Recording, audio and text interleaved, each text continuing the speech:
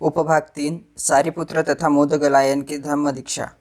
जिस समय भगवान बुद्ध राजगृह में निवास करते थे उसी समय अपने 250 अनुयायियों के साथ संजय नाम का एक प्रसिद्ध परिवारजक भी वहाँ रहता था।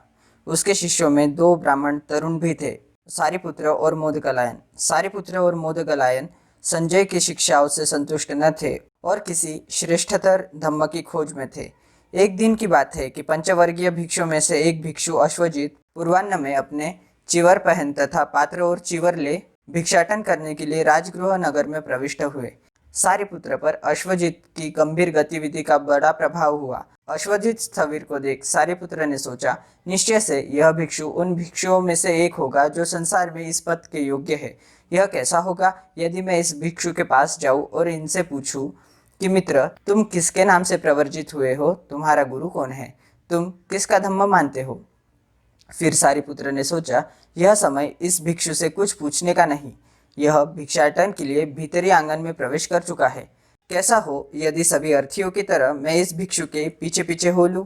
राजगृह में भिक्षाटन कर चुकने पर अश्वजित स्थविर प्राप्त भिक्षा ग्रहण कर वापस लौट गए।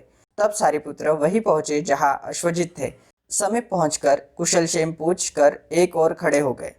एक और खड़े हुए सारिपुत्र परिवारजक ने अश्वजित स्थविर से कहा, मित्र, आपकी शक्ल शांत है, आपकी छवि आभापूर्ण है। मित्र, आप किसके नाम से प्रवर्जित हुए, आपका गुरु कौन है, आप किसके धम्म को मानते हैं।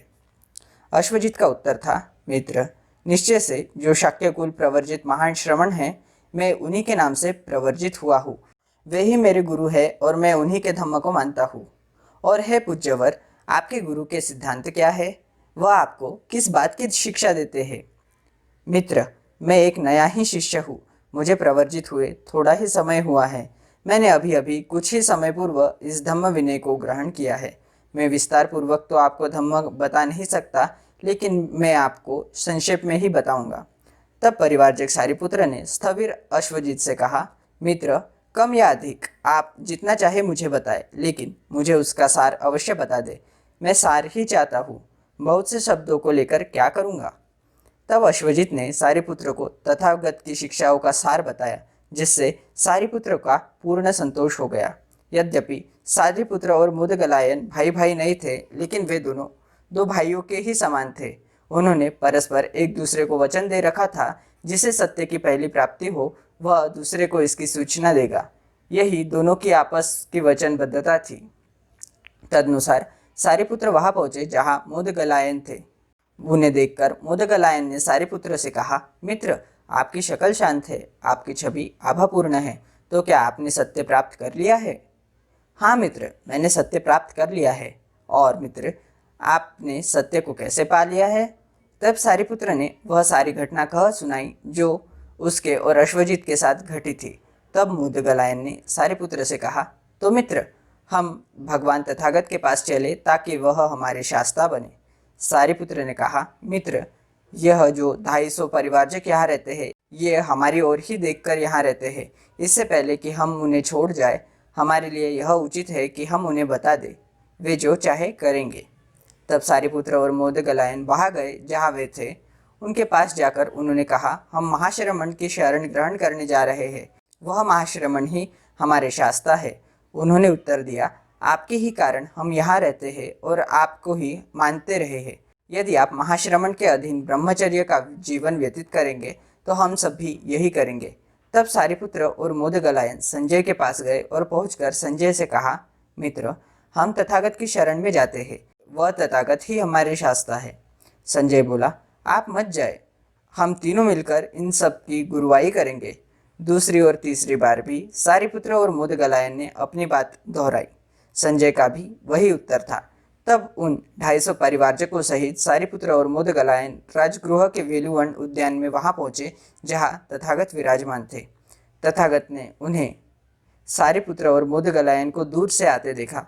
उन्हें देखकर तथागत ने भिक्षुओं को संबोधन किया, भिक्षुओं, ये 2 मित्र चले आ रहे हैं, सारिपुत्र और मोदगलायन, ये दोनों मेरे श्रावक युगल होंगे, श्रेष्ठ शिष्य युगल। जब वे वेलुवन पहुंचे तो वह जहां तथागत थे वहां गए। वहां पहुंचकर उन्होंने तथागत के चरणों में सिर से वंदना की और प्रार्थना की, भगवान, हमें आपसे प्रवज्जा मिले, उपसंपदा मिले। तब भगवान ने धम्म दीक्षा के निश्चित शब्द भिक्षुओं आओ कहे और 250 जटाधारी सहित सारिपुत्र और मोदकलायन भगवान बुद्ध की शरण आए। उपभाग 4 राजा बिंबिसार की धम्म दीक्षा। राजगृह मगध नरेश श्रेणिक बिंबिसार की राजधानी थी। जटिलों की इतनी बड़ी संख्या के बुद्ध की शरण में चले जाने से हर किसी के जबान पर तथागत की ही चर्चा थी। इस प्रकार बिंबिसार को तथागत के नगर में आगमन का पता लग गया।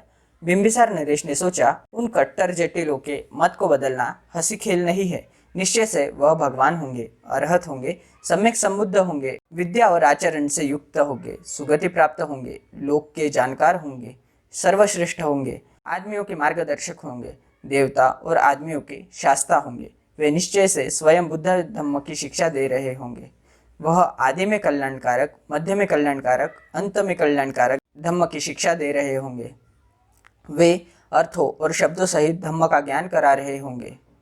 वे पूर्ण परिशुद्ध श्रेष्ठ जीवन प्रकाशित कर रहे होंगे। ऐसे दिव्य पुरुष का दर्शन करना अच्छा है। इस प्रकार मगध के 12 लाख ब्राह्मणों और गृहपतियों के साथ मगध बिंबिसार जहाँ भगवान थे वहाँ पहुँचा। उनके पास पहुँच और विनम्रता पूर्वक अभिवादन कर वह उनके निकट बैठ गया।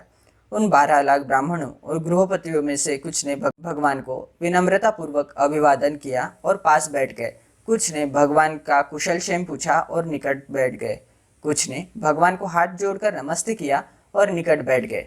कुछ ने अपना नाम और गोत्र कहा और भगवान के निकट बैठ गए और कुछ यूं ही चुपचाप समीप आ बैठे।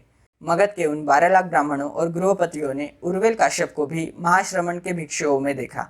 उनमें से कुछ सोचने लगे, क्या उर्वेल काश्यप महाश्रमण की अधीनता में श्रेष्ठ जीवन व्यतीत कर रहा है, अथवा महाश्रमण ही उर्वेल काश्यप की अधीनता में श्रेष्ठ जीवन व्यतीत कर रहे हैं। मगध के उन 12 लाख ब्राह्मणों और गृहपतियों के मन की बात जान तथागत ने उर्वेल काश्यप को संबोधित कर कहा, हे उर्वेलवासी, तूने क्या देखा जो अग्नि परिचर्या छोड़ दी? यह कैसे हुआ कि तूने अग्निहोत्र का परित्याग कर दिया? काश्यप ने उत्तर दिया, यज्ञ से रूप, शब्द, रस, गंध, स्त्री स्पर्श की ही आशा की जा सकती है। जब मैंने समझ लिया है कि मैं वासनामय रूप, रस, शब्द, गंध और स्पर्श अविशुद्ध हूँ, तो फिर मैंने यज्ञ याग की कामना नहीं की। लेकिन यदि यह हर्ज न हो तो यह बताओ कि तुम्हारा यह विचार कैसे बदल गया? तब उर्वेल काश्यप ने अपने स्थान से उठ अपने एक कंधे को नंगा किया और भगवान बुद्ध के चरणों में सिर रखकर वंदना की और निवेदन किया, मैं शिष्य हूँ और तथागत मेरे शास्ता है। तब मगध के उन असंख्य ब्राह्मणों और गृहपतियों ने जाना कि उर्वेल काश्यप भी महाश्रमण की अधीनता में श्रेष्ठ जीवन व्यतीत कर रहा है। तब मगध के उन 12 लाख ब्राह्मणों और गृहपतियों के मन की बात को जान भगवान बुद्ध ने उन्हें धम्मोपदेश दिया। जिस प्रकार बिना धब्बों का स्वच्छ कपड़ा रंग को अच्छी तरह पकड़ लेता है, उसी तरह बिंबिसार प्रमुख उन मगध के 12 लाख ब्राह्मणों और गृहपतियों को विरज, विमल ज्ञान चक्षु प्राप्त हो गया। उनमें से 1 लाख ने अपने उपासकत्व की घोषणा की।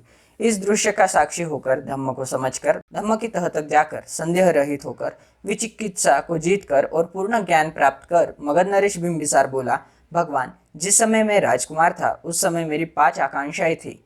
वे 5 अब पूरी हो गई है। पूर्व समय में भगवान, जब मैं राजकुमार था, मेरे मन में इच्छा उत्पन्न हुई कि मेरा राज्याभिषेक हो जाता। भगवान, यह मेरी पहली इच्छा थी जो अब पूरी हो गई। और तब अरहत सम्यक संबुद्ध मेरे राज्य में आते। यह मेरी दूसरी इच्छा थी भगवान, जो अब पूरी हो गई है, और मैं उन भगवान की सेवा में उपस्थित होता। यह मेरी तीसरी इच्छा थी भगवान, जो अब पूरी हो गई है, और वह भगवान मुझे धम्म उपदेश देती। यह मेरी चौथी इच्छा थी भगवान, जो अब पूरी हो गई है, और मैं उन भगवान के धम्म का हृदयगम कर पाता। यह मेरी 5वीं इच्छा थी भगवान, जो अब पूरी हो गई है। भगवान, जिस समय मैं राजकुमार था उस समय मेरी ये 5 इच्छाएं थी जो अब पूरी हो गई। अद्भुत है भगवान, अद्भुत है। जैसे कोई औंधे को सीधा कर दे, अथवा ढके हुए को उघाड़ दे, अथवा पदभ्रष्ट को मार्ग दिखा दे, अथवा अंधेरे में प्रदीप जला दे ताकि आंखें वाला रास्ता दिख सके, उसी तरह से भगवान ने नाना प्रकार से धम्मोपदेश दिया है। मैं भगवान की शरण ग्रहण करता हूँ, मैं धम्म की शरण ग्रहण करता हूँ, मैं संघ की शरण ग्रहण करता हूँ। आज से जब तक इस शरीर में प्राण है तब तक के लिए भगवान मुझे अपना शरणागत उपासक माने।